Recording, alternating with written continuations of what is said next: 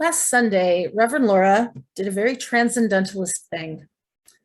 She had a wonderful topic planned for our worship service, had done research, and was sitting down to write, but the sermon she had been planning was not coming together for her. Realizing the headiness of what she was trying to create, she instead let it go and focused on what her heart told her to do. She changed topic. I'm imagining a somewhat similar situation for those early New England transcendentalists, like Ralph Waldo Emerson, who were becoming disenchanted with the headiness and control of the Unitarian Church of that time. They had a choice to make because they didn't wish to leave the Unitarian Church altogether. Should they continue on with it as it had been practiced for decades or longer? Or do they follow their hearts and create a new kind of Unitarianism that emerged out of the philosophies older than they were? Just a warning and a spoiler alert, they did follow their hearts and dove headfirst, pun sort of intended, into an idealistic system of thought based on five predominant elements: nonconformity, self-reliance, free thought, confidence, and the importance of nature. They believed in the essential unity of all creation, in the innate goodness of humanity, and that insight and experience would reveal the deepest truths. They formed a society that studied the works of early German philosophers such as Schleiermacher, Immanuel Kant, and Goethe. They held meetings rich in conversation and discussion. They promoted social justice and protection of the environment. They were not without their flaws, though. They had failed experiments of communal living. Many different groups and subgroups formed, divisions were made, and walls went up. Ultimately, the idea of living freely from the heart was overshadowed by the intellectual nature of what they were. But their beliefs do carry on today. This morning, we're going to do a little diving deep into the world of early transcendentalist philosophy, thought, religion, and literature through the words of Emerson and Henry David Thoreau. Each were instrumental in the movement in the 1830s and beyond, and they both left us rich with essays, journals, speeches, books, and poetry, expressing their deeply held convictions and values. Now, a similar thing happened to me last night as I was writing responses to the readings you'll hear. Very similar to what happened to Reverend Laura last week. It just wasn't coming together. I was too much in my head, just turning too much into a history lecture, and I had to listen to my heart. So today we're going to try a little bit of an experiment in true transcendentalist fashion. Anna and I will be reading excerpts from Emerson and Thoreau. After each reading, we'll take a little bit of time to talk about it together as a congregation, instead of you all just hearing my responses to it. A little similar to how we respond at the end of the sermon, except we'll be doing it throughout the sermon. Now, a quick note on the readings. We will be reading them as Emerson and Thoreau wrote them. As you probably already know, 19th century writing uses pronouns and language that are not altogether inclusive. Today, however, we are intentionally leaving the more questionable language as is to honor these deep thinkers who would most certainly embrace inclusivity as we know it today. The transcendentalists did not discriminate and were a very inclusive people. Let us look past the language of the time to the deeper heart of these essays, knowing that they are all included, that all are included in their thoughts. I turn this now to Anna. This first reading is from Emerson's Self-Reliance, published in 1841. And now at last the highest truth on this subject remains unsaid, probably cannot be said, for all that we say is the far-off remembering of the intuition. That thought, by what I can now nearest approach to say it, is this: when good is near you, when you have life in yourself, it is not by any known or accustomed way. You shall not discern the footprints of any other, not see the face of man, and you shall not hear any name. The way, the thought, the good, shall be wholly strange and new. It shall exclude example and experience. You take the way from man, not to man. All persons that ever existed are its forgotten ministers. Fear and hope are alike beneath it. There is somewhat low even in hope. In the hour of vision, there is nothing that can be called gratitude, nor properly joy. The soul raised over passion beholds identity and eternal causation, perceives the self-existence of truth and right, and calms itself with knowing that all things go well. Vast spaces of nature, the Atlantic Ocean, the South Sea, long intervals of time, years, centuries, are of no account. This which I think and feel underlay every former state of life and circumstances, as it does underlie my present, and what is called life and what is called death. Life only avails, not the having lived. Power ceases in the instant of repose. It resides in the moment of transition from a past to a new state, in the shooting of the gulf, in the darting to an aim. This one fact the world hates, that the soul becomes. For that forever degrades the past, turns all riches to poverty, all reputation to a sham, confounds the saint with the rogue, shoves Jesus and Judas equally aside. Why then do we prate of self-reliance? Inasmuch as the soul is present, there will be power, not confident, but agent. To talk of reliance is a poor external way of speaking. Speak rather of that which relies, because it works and is. Who has more obedience than I masters me, though he should not raise his finger? Round him I must resolve by the gravitation of spirits. We fancy it rhetoric when we speak of eminent virtue. We do not yet see that virtue is height, and that a man or a company of men, plastic and permeable to principles, by the law of nature, must overpower and ride all cities, nations, kings, rich men, poets, who are not. This is the ultimate fact which we so quickly reach on this, as on every topic, the resolution of all into the ever-blessed one. Self-existence is the attribute of the supreme cause, and it constitutes the measure of good by the degree in which it enters into all lower forms. All things real are so by so much virtue as they contain. Commerce, husbandry, hunting, whaling, war, eloquence, personal weight are somewhat and engage my respect as examples of its presence and impure action. I see the same law working in nature for conservation and growth. Power is in nature the essential measure of right. Nature suffers nothing to remain in her kingdoms which cannot help itself.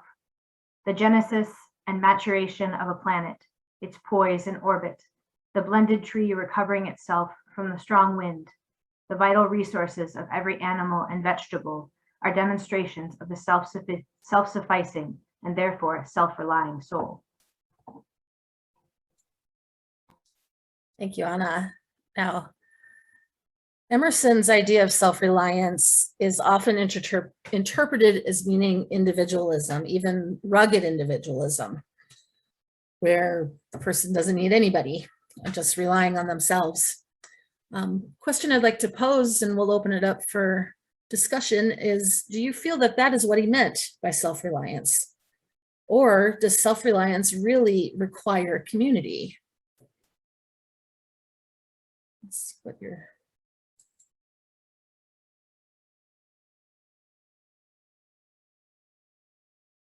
please raise your hand if you would like to share or have a comment. I see Gerald there. Let's see, is my, yeah. Well, my comment is that you can have this in the singular or the plural. An individual can be self-reliant, or a group of people can be self-reliant. So I would say that unless it is specifically stated by what is meant, you can have the singular or the plural. It's very true, Gerald. Thank you.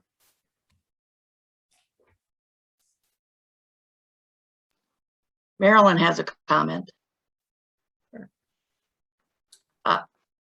I totally agree with what Gerald said, but my first thought was that community is absolutely necessary for self-reliance.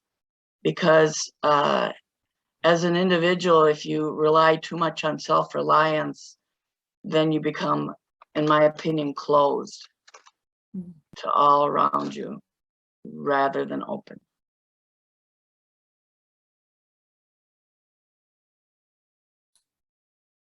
And it looks like Jamie would like to share. Oh, sorry, I didn't change my name. Yeah, I agree with Marilyn. I think it's essential. I think community is essential to self-reliance. And in this culture, we have a big myth about self-reliance. And, you know, among the early colonial settlers, that society was very interdependent. I think your society must also, your community must also support your individual self-reliance. If they don't, you're not able to be self-reliant.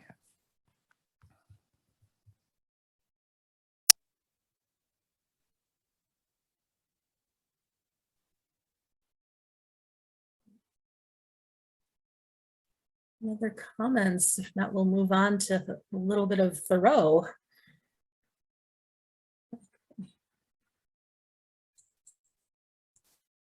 Okay, this is from Thoreau's probably most famous work, Walden, from the chapter Where I Lived and What I Lived For, which was, Walden was written between 1845 and 1847.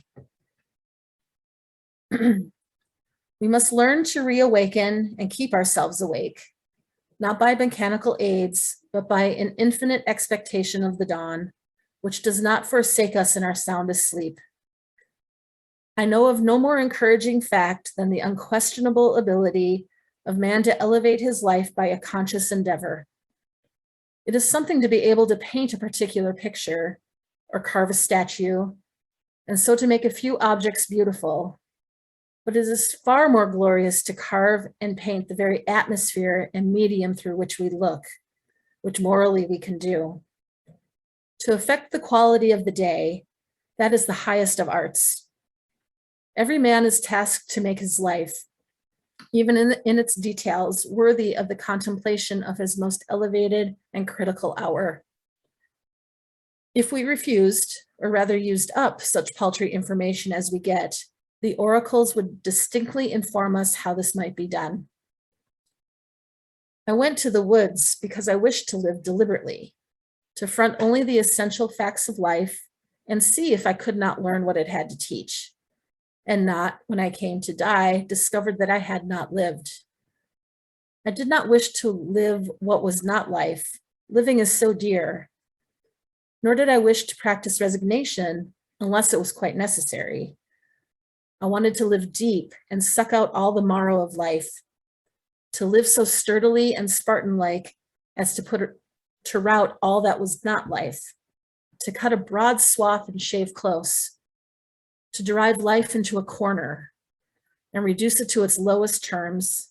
And if it proved to be mean, why then to get the whole and genuine meanness of it and publish its meanness to the world. Or if it were sublime, to know by experience and be able to give a true account of it in my next excursion. For most men, it appears to me, are in a strange uncertainty about it, whether it is of the devil or of God, and have somewhat hastily concluded that it is the chief end of man here. So putting aside the fact that the woods Thoreau set up house in was really only a mile from town, and that his mother would come and do his laundry, and that he regularly had supper with the Emersons or other neighbors, Thoreau did live intentionally for 2 years. He spent many hours alone where he saw no one. He explored the area. He lived with intention into life. So tying living with intention with Emerson's self-reliance, do you think that Thoreau was displaying an example of individualism, or was he reaching for something much, much deeper? I may have answered that question for you already, but I'm very interested in what people think.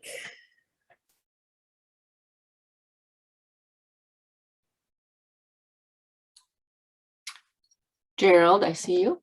Yes. Well, I think Thoreau went to the woods to answer the question for himself. Mm.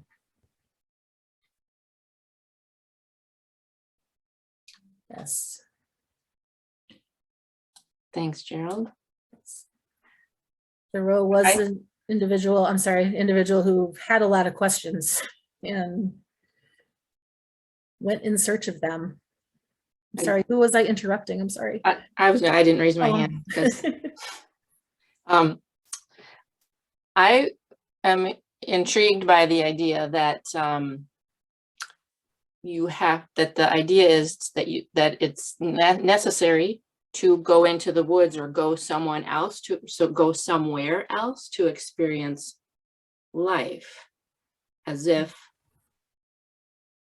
I mean, it is certainly a peculiar experience, but having people around, interacting with people is also part of life. So it's sort of, I guess I just find it kind of interesting of there is a particular vision of life that he seems to be including as this thing over here is life and that other thing over there is not.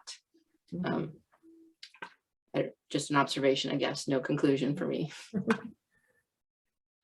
Janice Sancott.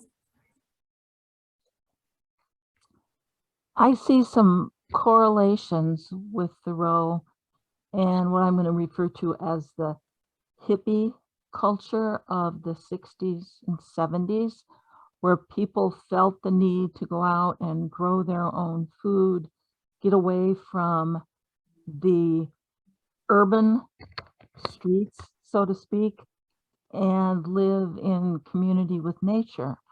I'm also seeing the same feeling going on in today's life with the awakening need of climate change and other things to go back to what I'm going to call the indigenous life of, or the life of indigenous peoples would be a better way to phrase it. The idea that we can gain our insights from nature rather than again from the urban landscape. So I find this whole topic really intriguing because of the correlations I see between those two eras in time. Thanks, Janice. Jamie. Katie, that was an excellent observation. I have similar thoughts to Janice, like during the 70s and so forth, and 60s, there was this idea you should go out in the woods and spend time by yourself for a week. And I'm not quite sure what that was supposed to accomplish, but it was supposed to somehow prove you could do it. So I think we have romanticized this idea of individualism in this country. And, you know, some societies are very group oriented, and group conformity is important. And meeting the needs of the group is more important than meeting the needs of the individual. And then we have our society, which is probably one of the most individualistic ones. And, you know, I think some of this, you know, like anything, it can go too far. So, for example, this idea that you have the freedom to not get a vaccination. However, you don't have the freedom. People who have that point of view don't seem to have the point of view that, you know, don't see the other side of the coin. That is, you know, you don't have the right to impinge upon somebody else's right to life, liberty, and the pursuit of happiness.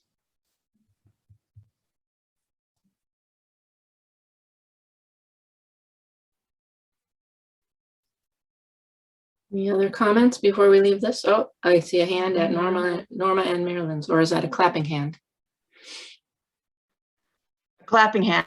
Okay. And I thought Jamie said that very well. one thing is, I was watching a Hallmark show last night, and it was, of course, very schmaltzy, but one of the things that struck me is this woman came from New York to Northern Canada, and that the thing that amazed her most at a certain moment was that there was no sound. And I think sometimes when we can find a place, whether that's in the woods or someplace else with no sound, that can create a place to move forward from. Mhm. Or it wouldn't be completely absent of sound, but absent of the sounds of the city or the sounds of neighbors. But it looks like Jamie raised her hand again. Well, sorry, I didn't conclude. I forgot. So yeah, I think we really need both. We need individualism and we need reliance on the group. And we need to recognize that both are very valuable and they both bring different experiences and different meaning to one's life.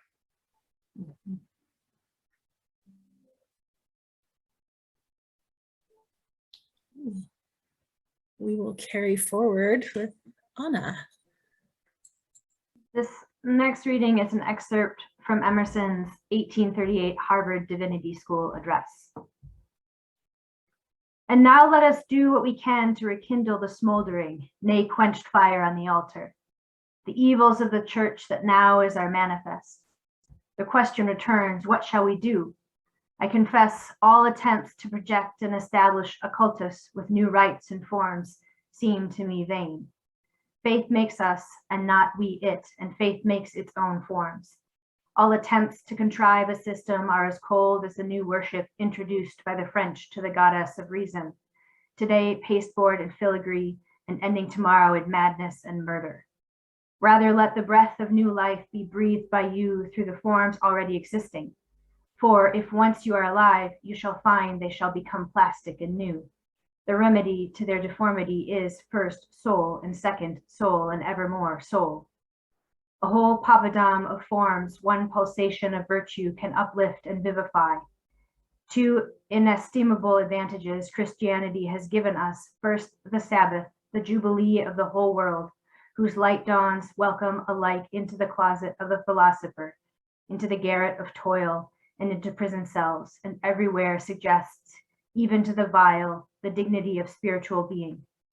Let it stand forevermore a temple which new love, new faith, new sight shall restore to more than its first splendor to mankind. And secondly, the institution of preaching, the speech of man to men, essentially the most flexible of all organs, of all forms. What hinders that now everywhere in pulpits, in lecture rooms, in houses, in fields, wherever the invitation of men or your own occasions lead you? You speak the very truth as your life and conscience teach it, and cheer the waiting, fainting hearts of men with new hope and new revelation. I look for the hour when that supreme beauty, which ravages the souls of those Eastern men, and chiefly of those Hebrews, and through their lips spoke oracles to all time, shall speak in the West also. The Hebrew and Greek scriptures contain immortal sentences that have been bread of life to millions, but they have no epical integrity, are fragmentary, are not shown in their order to the intellect. I look for the new teacher that shall follow so far those shining laws, that he shall see them come full circle, shall see their rounding complete grace, shall see the world to be the mirror of the soul, shall see the identity of the law of gravitation with purity of heart, and shall show that the ought, that duty, is one thing with science, with beauty, and with joy. Thank you. Now, for me, this 1838 Harvard Divinity School address contains in it the greatest message that any new minister can receive. Now, as Christian language aside, I fell in love with these words and felt moved by the speech when I first read it and heard it. In history, Emerson started out his career as a Unitarian minister, And he became very bored of it, to put it frankly, and kind of at a base level. He was so bored, in fact, and so disimpassioned from it that he stopped attending church and left the ministry altogether. Now, he was invited to speak to the graduates of Harvard Divinity School in 1838, and he told them to not be the preachers of old, to go forward with enthusiasm, with joy, with energy, and with passion, with a passion that he hadn't heard a minister speak in a very long time, if ever. This is a good message for all of us. And taking this message to our own hearts, how do you see yourself moving outward into the world? What intentions do you have in the world? And do you embrace your life with that level of passion?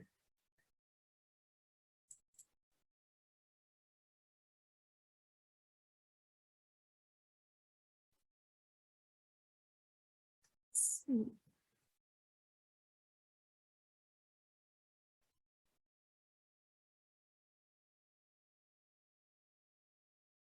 Everybody's thinking very hard about that question.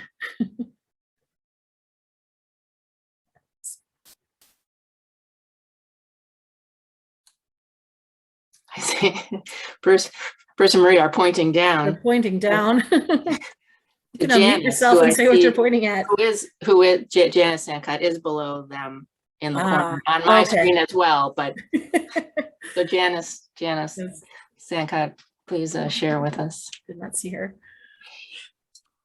Going forth with intention was much easier before I retired. Hmm. What I discovered with retired life was I still needed the structure of not being retired. I just had to fill it with different activities. Right. And believe it or not, one of the activities that I've embraced was going to the pool at Lifetime Fitness in Ridley to walk in the leisure pool for an hour, hour and a half, 5 days a week. Used to be 7 before the pandemic, but then the kids got really rowdy. And as a retiree, screaming kids in a vast space is not something that you want to endure for long periods of time. But one of the side effects, believe it or not, is discussion of religion and what people's beliefs are. And the group of women that I've gotten to know over the last 3 or 4 years we all have a very different background in religion and in religion going forward from childhood and young adulthood. So one of the pleasures is learning about the experiences of other people with their religious beliefs and where they have come to at this point in life. So I guess I can say that my intention going forward is to maybe try, unlike today, to listen more and talk less, or to come up with questions that I have that I can ask other people and get other perspectives. And that's been one of the joys of retirement. Thank you. Norma might have something to say. Yes. I just wanted to add on to what she said. I go to the Y 3 times a week, and I belong to 2 book clubs. And I started a year ago in May, every Wednesday, 3 of my friends come here for lunch. We talk about everything and nothing, but it is so rewarding to have these human beings who can gather and get along. So that's how I've coped.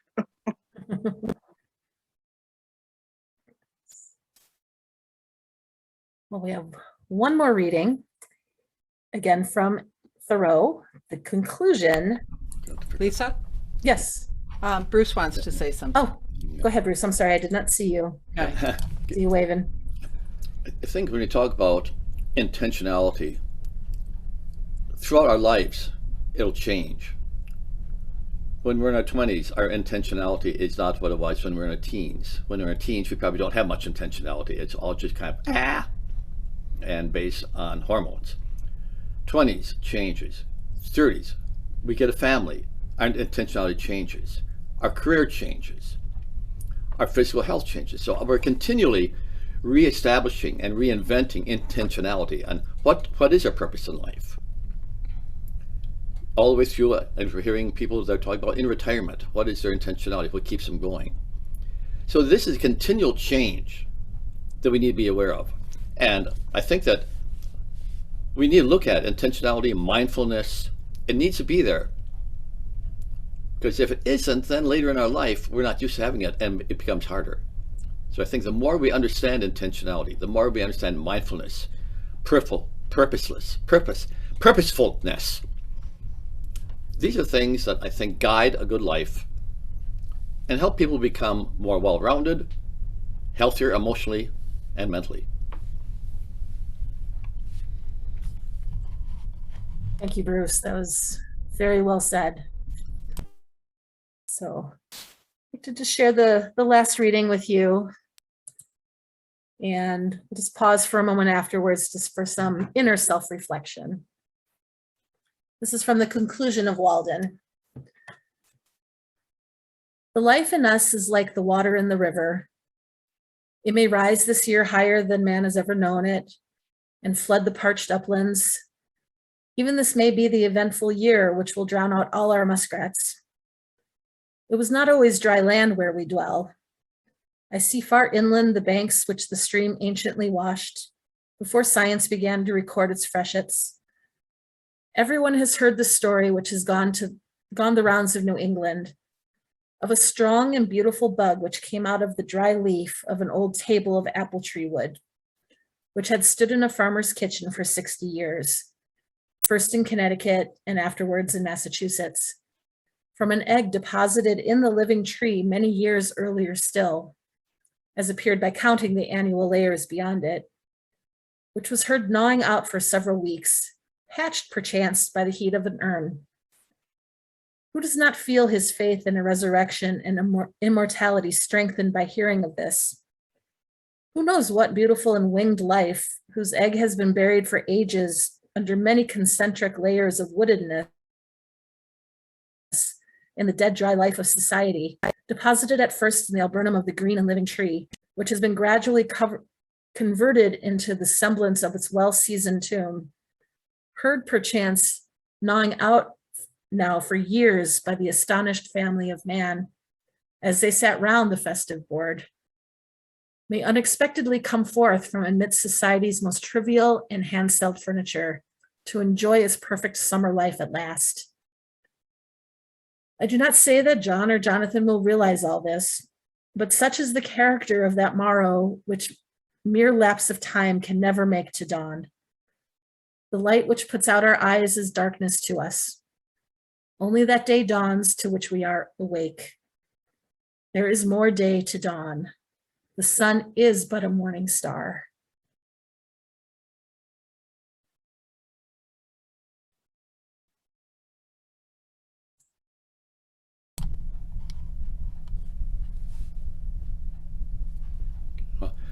I would like to hear that same story repeated during the Easter time. It is so fitting on renewal, rebirth, and a surprise. And just hearing that, I was thinking the flowers coming out, everything coming out that is now new, and this unexpected birth of a creature that we didn't know about, that could have been dead. So I think that struck me as a great analogy, a great story for the Easter time. Thank you.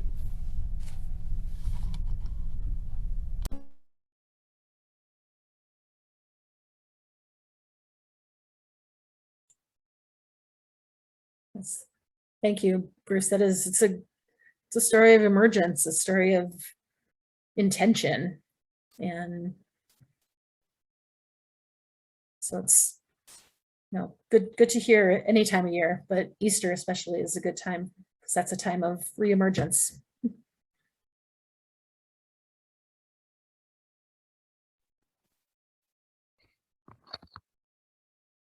And if we had special music, the perfect song would be The Rose by Bette Midler. Yes.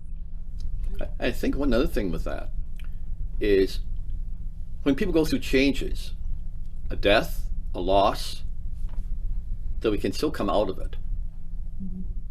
There's hidden life after losses, after changes, that we can come through. Maybe a lot of wood we have to gnaw through to get there. But I think it's a very hopeful story.